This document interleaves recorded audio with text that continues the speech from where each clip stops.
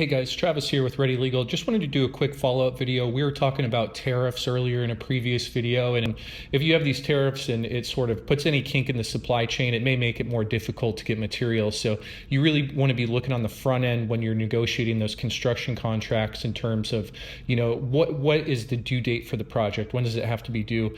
If the project comes in late, what are the consequences? Those liquidated damages clause, sometimes up to $1,000 a day penalty that we see in these contracts. So you want to sort of, if you're the contractor in that situation and you see these tariffs and potential supply constraints that may arise, you want to look at how can I protect myself. Well, for one, you may not want a fixed deadline. If you do have a fixed deadline, you may want to have some allowances in the contract that would basically be a carve out if there's a supply chain shortage. Another would be tempering down those liquidated damages. So instead of agreeing to pay $1,000 a day for every day you're late, you may want to dial that down to maybe a few $100s a day, so you're not getting killed on these big projects if they come in kind of slow. So just sort of looking at those things, project timelines are going to be very important. With potential tariffs at play, you really want to be considering, am I building some protection for myself into the contract?